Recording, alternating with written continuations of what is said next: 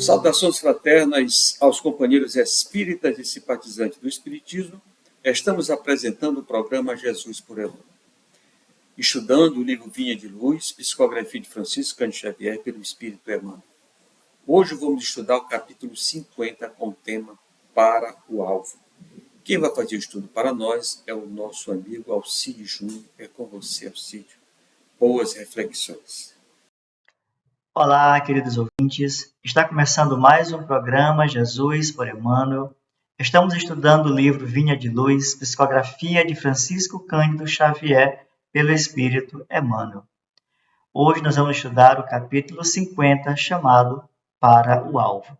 Eu sou Alcide Júnior e farei o estudo com vocês. Inicialmente, faremos a leitura da mensagem do Emmanuel e, na sequência, traremos alguns esclarecimentos. E nos diz o Emmanuel: quando Paulo escreveu aos Filipenses, já possuía vasta experiência de apostolado. Doutor da lei em Jerusalém, abandonara as vaidades de raça e de família, rendendo-se ao Mestre em santificadora humildade. Após dominar pela força física, pela cultura intelectual, pela inteligência nobre, voltou-se para o tear obscuro, conquistando o próprio sustento com o suor diário, ingressando nos espinhosos testemunhos para servir o próximo. Por amor a Jesus, recebeu a ironia e o desamparo de familiares, a desconfiança e o insulto de velhos amigos, os açoites da maldade e as pedradas da incompreensão. O convertido de Damasco, no entanto, jamais desanimou, prosseguindo invariavelmente para o alvo, que ainda e sempre é a união divina do discípulo com o Mestre. Quantos aprendizes estarão atualmente dispostos ao grande exemplo? Espalham-se em vão os convites ao sublime banquete. De balde envia Jesus mensageiros aos estudantes novos, revelando a excelência da vida superior. A maioria deles, contudo, abrange operários fugitivos plenamente distraídos da realização.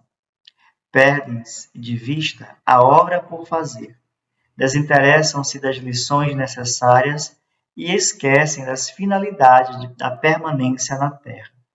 Comumente, nos primeiros obstáculos mais fortes da marcha, nas corrigendas iniciais do serviço, põem-se em lágrimas de desespero. Acabrunhados e tristes, declaram-se incompreensivelmente desalentados, vencidos e sem esperança. A explicação é simples, todavia, perderam o rumo para o Cristo, seduzidos por espetáculos fugazes nas numerosas estações da jornada espiritual. E por esquecerem o alvo sublime, chega de modo inevitável o instante em que, cessados os motivos da transitória fascinação, se sentem angustiados como viajores sedentos nos áridos desertos da vida humana. Então vejam que essa é a mensagem do Emmanuel. E nós precisamos compreender o que a gente precisa extrair aqui de maior lição para todos nós. A mensagem chamada Para o Alvo, ela traz o mesmo texto dentro da mensagem escrita por Paulo aos Filipenses. Porque essa mensagem de Emmanuel, ela é um esclarecimento a esse trecho da mensagem de Paulo aos Filipenses, que está lá no capítulo 3, versículo 14, que diz: prossigo para o alvo. E aí a gente vem trazer isso aqui para a gente. O Paulo sempre estava ali escrevendo, levantando ânimo, apresentando Jesus sempre que as pessoas, as comunidades se esquecessem ou se demorassem a entender os postulados do Cristo, desde a colocação ali do Evangelho. Então, nós precisamos identificar qual é o nosso alvo. E o nosso alvo ele é só um, é chegar até o céu. é chegar à nossa plenitude, né? Assim como os espíritos responderam a Kardec, quando Kardec pergunta sobre a finalidade, o objetivo da encarnação, e os espíritos vão responder a Kardec que uma é contribuir para o crescimento do planeta e a outra é contribuir para o próprio crescimento. E que as reencarnações sucessivas e várias que nós incorremos, elas servem para que a gente vá aprimorando cada vez mais. E uma vez alcançado todo esse conhecimento, não só de palavras, mas de atitudes, nós seremos considerados espíritos bem-aventurados, que é o que Kardec, os espíritos respondem a Kardec.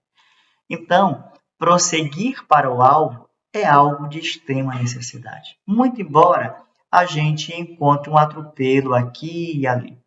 Então, vejamos que o Emmanuel começa colocando aqui na mensagem que quando Paulo escreve essa mensagem para os filipenses, ele já tinha uma experiência muito vasta.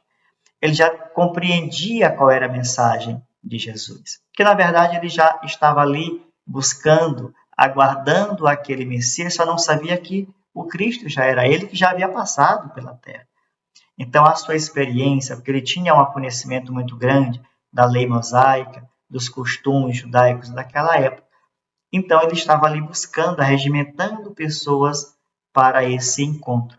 Até que ele encontra e descobre que aquele que ele perseguia era o alvo que ele sempre estava buscando para a sua vida. Então, uma vez que ele identifica esse alvo, uma vez que ele identifica que a vida do mundo não é o mais importante para ele começa a abandonar, como Emmanuel diz ali, né, as vaidades de raça, de família, rendendo-se ao mestre santificador humildade. Quando a gente descobre esse alvo e consegue compreender que ele é a nossa felicidade plena, aquilo que a gente tanto busca e não consegue compreender ainda aqui mergulhado no corpo físico, né, voltado para as manifestações apenas do mundo corpóreo, sem se importar com as benécias, né, do mundo espiritual e o aproveitamento melhor que nós teremos desse mundo espiritual conforme for a nossa passagem na Terra, a gente passa a ter uma vida santificante. A gente passa a romper até com alguns conceitos, valores, talvez pessoas, pelos seus julgamentos, para que a gente não fuja desse alvo, o tanto que ele é importante. Por isso ele diz para os filipenses, né? Eu prossigo no alvo. Eu ainda estou na estrada, estou no caminho, mas já descobri que a porta é Jesus. Né? Então ele diz que após dominar pela força física, intelectual, pela inteligência, né? Que são coisas nobres, né? Ele se volta ao tear obscuro. Ele sai de um patamar de elevação cultural e vem para um processo mais de humildade, que era o que faltava para ele. Né? Então ele vai se encontrar nesse tear, né? Porque é o sustento dele. Ele precisa se manter. Então, quando ele consegue perceber que o corpo físico dele precisa estar pronto, ele busca qualquer atividade para o seu sustento, mas simplesmente para que ele pudesse continuar prosseguindo o alvo. E nós estamos abandonando talvez pequenos trabalhos, querendo buscar os grandes trabalhos, sem se lembrar de que tanto o grande quanto o pouco, o pequeno, nos dá condições para continuar seguindo no mundo corpóreo. E aí ele vem dizer para a gente, né, que ele ingressou em caminhos espinhosos, né, por amor a Jesus. Então ele vai experimentar ali a ironia dos familiares, a desconfiança, o insulto dos amigos, vai encontrar a maldade, né, os açoites, a maldade da incompreensão. E a gente vem lembrar daquela passagem do Evangelho, uma outra, ali onde Jesus fala que nem todos que dizem Senhor, Senhor, entrarão no reino dos céus. E como isso nós seremos muito cobrados, porque as pessoas nos conhecem, as pessoas conhecem a nossa vida, e quando de repente a gente passa a adotar esse testemunho, eles lembram disso. Olha, aquele ali, está vendo? Talvez não tenha condições de ingressar nesse reino. E é verdade, nem todos que dizem Senhor, Senhor entrarão no reino do céu. O que é que Jesus quer dizer com isso? Que nós precisamos não somente da palavra, mas da atitude, da ação, né? Da fé com obra, porque a fé sem obra, ela é morta. Então, a gente lembra que quando a gente começa a experimentar esses desassossegos, né, com os familiares, amigos, é porque eles estão, na verdade, nos cobrando muito disso aqui. E o que a gente quer é mais do que isso aqui. A gente quer dizer sim, sim, Senhor, Senhor, mas fazer com que isso passe a ser a nossa vida, o nosso dia a dia. Se nós não conseguirmos trazer isso para a nossa vivência, nós nos demoraremos para essa transformação. O nosso alvo vai ficar o tempo todo ali. Um dia alcançaremos, mas nós nos demoraremos nessa caminhada. E ele diz que ele caminhou o tempo todo, né? Como um trecho que tem da mensagem, quando ele diz, né? Ainda e sempre é a união divina do discípulo com o mestre. Então, esse alvo, né? Esse desejo, né? Esse estímulo vai ser sempre por essa união divina do discípulo com o mestre. A nossa união com Jesus. Então, devemos buscar o que é a porta estreita e não a porta larga. Porque pela porta estreita a gente experimenta, inclusive, todas essas decepções que a gente passa, com familiares, com amigos, com até mesmo com desconhecidos. E quando Jesus traz a passagem da porta estreita, ele está recuperando ali, que era muito do conhecimento dos hebreus naquela época, dos judeus, perdão, quando ele traz essa história da porta estreita, porque lá ele fala do caminho tortuoso, né? Dos caminhos pequenos, ásperos, da porta que é estreita, dos caminhos largos, da porta que é larga, ele lembra, porque isso ficou muito registrado na cultura judaica, do período onde os hebreus saíram do cativeiro, atravessaram ali o Mar Vermelho, né?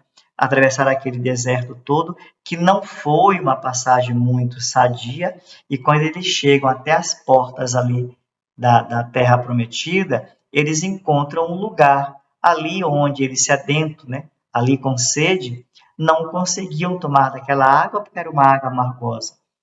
Mas aí o que que acontece, né? Deus mostra ali para Moisés um pedaço de pau ou um cajado, alguma coisa assim, e ali ele toca na água, aquela água se torna doce. Por isso que aquele lugar acabou ficando conhecido por eles como Mara, que vem de amargor, né? Vem de amargura, mostrando para aquele povo hebreu que aquelas dores, aquele sofrimento, aquela água, né, amarga, se buscado por Deus, elas se transformariam em doces venturas, para que eles pudessem entrar naquele reino. Por isso que Jesus se aproveita dessa passagem conhecida pelos judeus para falar da porta estreita, porque é um caminho realmente muito áspero, de dor, sofrimento, e nós precisamos lembrar da parábola ali da renúncia. Nós precisamos lembrar da parábola dos talentos, que precisamos multiplicar. Precisamos lembrar da parábola do festim das bodas, né? Aquela ali onde o próprio Emmanuel, nessa mensagem, quando ele fala que espalham-se em vão os convites, e esses convites têm sido espalhados até hoje. E a gente lembrando dessa passagem da parábola do festim, o que a gente vai encontrar ali, né? Aquele senhor que manda seu servo buscar os convidados, aí ninguém vem, manda o segundo, né? O segundo, ninguém vem e ainda mata, né? Aqueles servos que foram ao convite. Depois ele diz assim, olha, é chegado o momento, chama todo mundo, os bons e os maus, e traz todo mundo, porque é o momento que nós estamos vivendo. Estamos buscando o alvo, todos nós continuamos buscando esse alvo. Mas esse momento que nós estamos vivendo é aquele momento onde Jesus diz assim, olha, agora é a chance de todo mundo. Todo mundo terá a mesma oportunidade de vivenciar. Só que ali dentro daquele grupamento, nós vamos encontrar alguém que não está com a veste nupcial, né? E aí ele é convidado a se retirar. Isso significa que ele não vai alcançar o alvo dele? Não. Significa que ele só está retardando. Mas que esse alvo é para todos. Então, meus amigos, essa mensagem do Emmanuel, que ele vem traduzir, digamos assim, da mensagem de Paulo aos Filipenses, é exatamente para que a gente não perca o ânimo, para que a gente possa ser envolvido com as dores, porque o próprio Jesus mesmo falou que no mundo tereis aflições, mas ele faz o convite: vinde a mim todos vós que estáis cansados, porque Jesus sabe do alvo de cada um, porque esse alvo será alcançado por todos. E quando a gente está envolvido nesse processo ali da incompreensão de muitos, dos familiares, dos amigos, as dores que nos assolam constantemente, ele continua dizendo para a gente: vinde a mim, que vós que estáis cansados, que eu vos aliviarei. Quando ele vai contar ali da passagem ali do jugo leve. Mas não é a nossa intenção aqui trazer esse esclarecimento sobre essa outra passagem, mas sim de ficar com a experiência do Emmanuel, perdão, com a experiência do Paulo, ali estimulando os filipenses a continuarem prosseguindo, porque conhecendo o Evangelho, essa união nossa com o divino nos leva a essa plenitude que nós estamos buscando. E assim, meus amigos, eu me despeço aqui, porque essa foi a nossa contribuição para o divulgar.net. Muito obrigado. Agradecemos ao amigo Alcides Júnior pela reflexão deste capítulo. Capítulo 50, que traz como tema Para o Alvo.